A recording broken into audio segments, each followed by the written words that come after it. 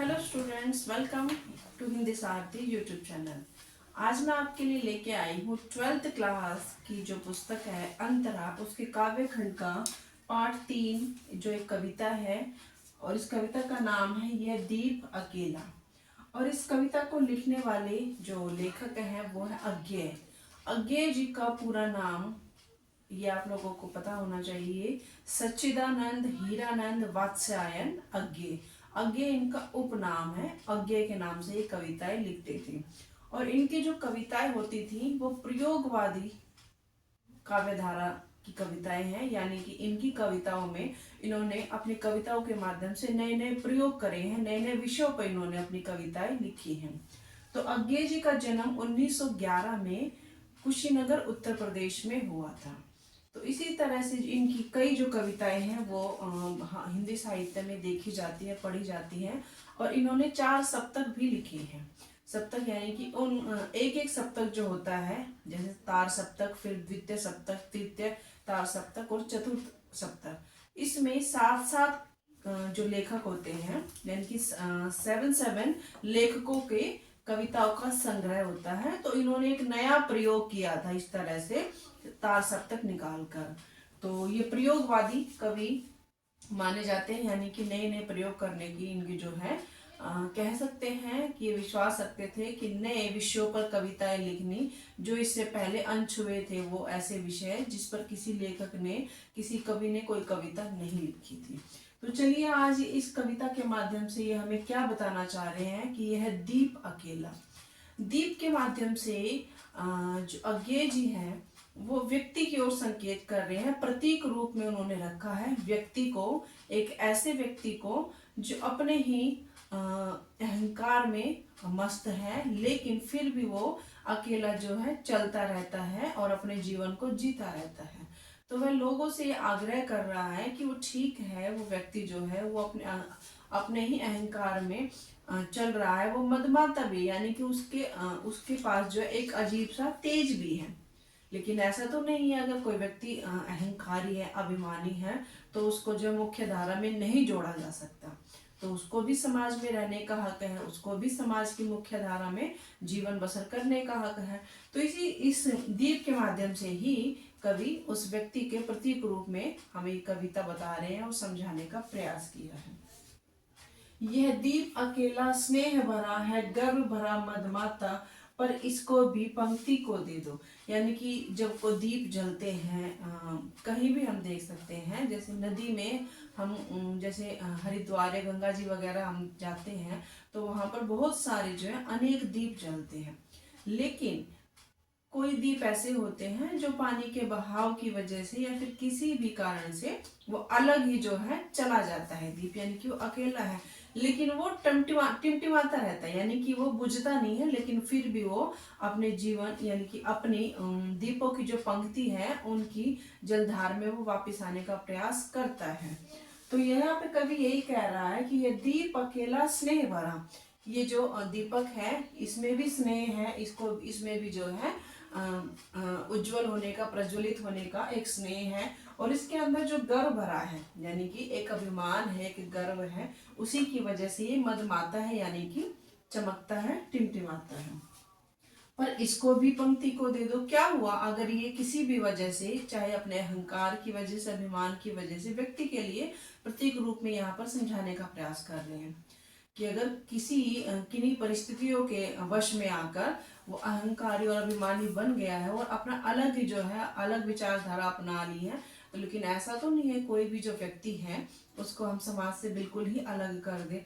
तो यहाँ पर दीप के लिए भी कवि ऐसे कह रहा है कि कोई बात नहीं, अगर ये दीप अकेला हो गया है अपने दीपों के समूह से, अपने दीपों की पंक्तियों को, तो इसको भी वापस से हमें पंक्ति में ले लेना चाहिए, यानी कि इसको भी समाज में और मुख्य धारा में हमें मिला लेना चाहिए। यह जन है गाता गीत जिन्हें फिर और कौन गाएगा। लेकिन यही तो व्यक्ति है, जो ये समाज है ये व्यक्तियों से मिलकर बना है। एक एक व्यक्ति ही समाज का निर्माण करते हैं। जिस तरह से एक एक दीप से ही पूरी जो आरती है, या फिर हम कह सकते हैं पूरी आरती जो है प्रज्वलित होती है, ठीक उसी तरह से एक एक व्यक्ति के सहयोग से ही परिवार बनता है, फिर परिवार से ही समाज बनता है। तो अगर ये जो जन है यानी कि जो दीप है यही समाज का व्यक्ति है, अगर ये अलग नहीं, अगर ये किसी वजह से अलग हो भी गया है और इसको हम समाज में वापस नहीं लाएंगे, पंक्ति में वापस नहीं लाएंगे, तो ये गीत कौन गाएगा? जो अपने जीवन का जो गीत है, अपनी जो आकांक्षाएं हैं वो पूरे करने के लिए किसी भी वजह से वो अलग हो गया है, लेकिन वो इस तरह के गीत जो है वो कौन गाए? ये व्यक्तियों से मिलकर बना है। एक एक व्यक्ति ही समाज का निर्माण करते हैं। जिस तरह से एक एक दीप से ही पूरी जो आरती है, या फिर हम कह सकते हैं पूरी आरती जो है प्रज्वलित होती है, ठीक उसी तरह से एक एक व्यक्ति के सहयोग से ही परिवार बनता है, फिर परिवार से ही समाज बनता है। तो अगर ये जो जन है यानी कि जो दीप है यही समाज का व्यक्ति है, अगर ये अलग नहीं, अगर ये किसी वजह से अलग हो भी गया है और इसको हम समाज में वापस नहीं लाएंगे, पंक्ति में वापस नहीं लाएंगे, तो ये गीत कौन गाएगा? जो अपने जीवन का जो गीत है, अपनी जो आकांक्षाएं हैं वो पूरे करने के लिए किसी भी वजह से वो अलग हो गया है, लेकिन वो इस तरह के गीत जो है वो कौन गाएगा?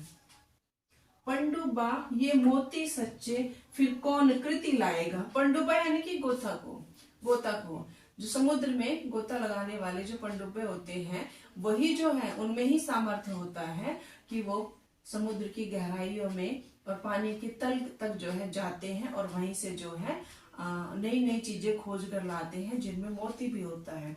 लेकिन अगर हम उनको वापस समाज में जो है सम्मिलित नहीं करेंगे, उस दीप को वापस पंक्ति में नहीं लेंगे, तो वो जो पंडुब्बा के रूप में यहाँ पर कवि ने प्रतीक रूप में व्यक्ति का ही बताया है, तो अगर हम उसको वापस समाज में नहीं लेंगे तो कौन जो है समुद्र की गहराइयों से मोती निकाल कर लाएगा। यह समिधा ऐसी आग हटीला बिरला सुलगाएगा। और ये जो जीवन रूपी जो हवन है, समिधा यानी कि समिधा सामग्री को भी बोल देते हैं, और यहाँ पर हवन के रूप में इसका प्रयोग किया है कि ये जो समिधा है यानी कि जो जीवन रूपी हवन है, इसको एक ऐसा ही हटीला व्यक्ति जो है चला सकता है, सुलगा सकता है, जिसमें कुछ करने की चाह हो, कुछ अलग करने की इच्छा हो। यह अद्वितीय, यह मेरा, यह मैं, स्वयं विसर्जित, यह दीप अकेला।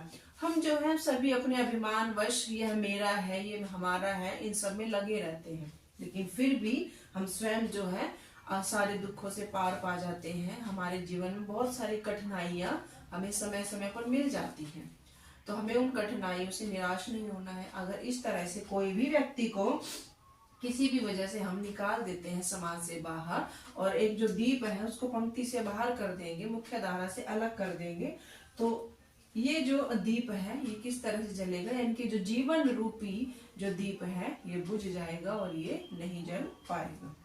स्नेह भरा है गर्व भरा मधुमाता, पर इसको भी पंक्ति को दे दो। क्या हुआ अगर ये जो दीप है ये अलग जो है प्रज्वलित हो रहा है, मुख्य धारा से अलग हट गया है, लेकिन इसको भी हक है मुख्य धारा में आने का। ये भी जो है मदमाता है, ये अपनी ही मस्ती में अपने जीवन को जिए जा रहा है। क्या हो गया अगर ये मदमा रहा है, तो इसको भी, इस दीप को भी पंक्ति को दे दो। यह मधु है स्वयं काल की मौन का युग संचय, यह गोरस जीवन। यह मधु है, जो हमारा जो जीवन है वो सारी कठिनाइयों से निकल कर जो है, जब उसमें कुछ सुख के पल आते हैं तो हमारा जीवन भी मधु यानी कि शहद के समान मीठा हो जाता है। तो ये मधु है, यानी कि जो दीप है, ये जो व्यक्ति है, ये मधु के समान है, जो बहुत ही कठिनाइयों से और बहुत ही कठिन परिस्थितियों से निकलकर जो है, जिस तरह से मधु का निर्माण होता है। स्वयं काल की मौन का युग संचय, यानी कि जो व्यक्ति है ये कितने युगों युगों से जो है इस तरह से ही जीवन की कठिनाइयों से लड़ते हैं, जूझते हैं, और कभी कभी जो है ये समाज से अलग भी हो जाते हैं। लेकिन अगर कोई व्यक्ति ऐसे अपनी कठिनाइयों की वजह से समाज से अलग हो जाता है, तो उसको हमें अलग नहीं रहना है, उसको भी हमें समाज में सम्मिलित कर लेना है और समाज में मुख्य धारा से हमें उसको जोड़ लेना है। यह गोरस जीवन, और ये जो जीवन है ये गोरस के समान है, यानी कि हमारा जीवन कठिनाइयों से निकलता हुआ कोई भी एक व्यक्ति है, यहाँ पर जीवन को बता दिया है। यह गोरस जीवन कामधेनु का अमृत पूत पाया। कामधेनु गाय बहुत अच्छी गाय मानी जाती है और उसका जो दूध है वो अमृत के समान होता है। तो यहाँ पर जीवन की तुलना जो है कवि ने कामधेनु से कर दी है कि जिस तरह से कामधेनु गाय का जो दूध है वो अमृत के समान होता है, तो हमारा भी ये जो जीवन है वो कामधेनु है। हमें कितनी कठिनाइयों से विपदाओं से निकलकर इस जीवन को संचित करते हैं, इस जीवन का निर्वाह करते हैं। तो इस कामधेनु रूपी जीवन का जो अमृत है, यानी कि उस गाय से मिलने वाला जो दूध है, वही हमारा जीवन का आश्रय है, हमारे जीवन का संबल है। यह अंकुर फोड़ धरा को रवि को, तख्ता निर्भय यह प्रकट स्वयंभू, ब्रह्म अयुत इसको भी शक्ति को दे दो। और ये जो जीवन है ये अंकुर के समान है। अंकुर यानी कि जब किसी बीज में से कोई पौधा निकलता है तो वो भी संघर्षपूर्ण स्थिति होती है।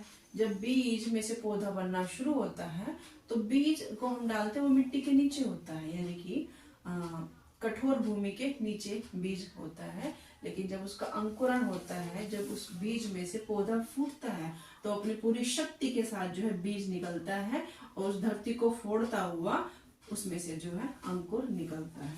तो ये जो जीवन है ये हमारा अंकुर है। किस तरह से हम कठिनाइयों से लड़ते हैं और जो है फिर उसको जो है पौधा बन जाता है। फोड़ धरा को रवि को, फोड़ धरा को यानी कि बीज के लिए बोला है यहाँ पर कि जीवन की कठिनाइयों से जूझते हुए जिस तरह से अंकुर रवि को तकता रहता है। रवि यानी कि सूर्य को, सूर्य का प्रकाश कितना तेज होता है, लेकिन फिर भी जो एक छोटा सा नन्हा सा जो पौधा है जो अंकुर बन के निकला है बीज में से, उसमें भी देखो कितना साहस और कितना सामर्थ्य होता है कि वो तेज धूप को जो है निर्भय से यानी कि बिना डर के देखता रहता है, तकता रहता है। यह प्रकृत स्वयंभू, और ये जो प्रकृति है स्वयंभू है, यानी कि स्वयंभू का अर्थ होता है जो खुद से ही जिसका निर्माण होता है, जिसने अपने आप को स्वयं बनाया है। तो हम मनुष्य भी स्वयंभू होते हैं। हम अपने जीवन को जो है खुद ही तैयार करते हैं और कठिनाइयों से निकलने के बाद अपने जीवन को अग्रसर करते हैं उन्नति के पथ पर। तो ये जो दीप है ये भी स्वयंभू है। जितनी भी विपरीत परिस्थितियां आती हैं, तेज हवा चलेगी तो वो टिमटिमाएगा, लेकिन फिर भी जो है अपने प्रयास से जलता रहेगा और औरों को जो है समाज को रोशनी देने का प्रयास करता रहेगा।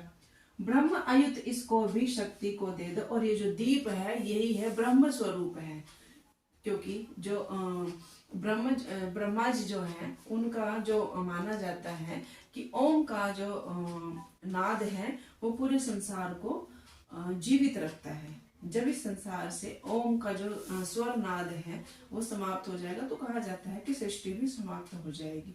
तो ये जो दीप है ये ब्रह्म रूप है और इसमें भी एक शक्ति है। तो इस शक्ति को जो है, इस शक्ति को वापस दे दो और इस दीप को जो है वापस जलने दो। यह दीप अकेला स्नेह भरा है, गर्व भरा मधुमाता, पर इसको भी पंक्ति को दे दो। और ये जो दीप है लगातार ही टिमटिमाए जा रहा है और अपनी ही मस्ती में, अपने ही जीवन की मस्ती में ये टिमटिमाए जा रहा है। तो हमें हमारा क्या कर्तव्य है कि इस दीप को जो है वापस इसकी पंक्ति में जो है इसको जोड़ देना है। यानी कि मनुष्य है जो किसी भी परिस्थिति के कारणवश समाज से अलग हट गया है, तो हमारा कर्तव्य बनता है कि उस व्यक्ति को समाज में मुख्य धारा में जोड़ दिया जाए। नेक्स्ट वीडियो में मैं मिलती हूँ आपको इसी कविता की आगे की व्याख्या के साथ। तब तक के लिए have a nice day students.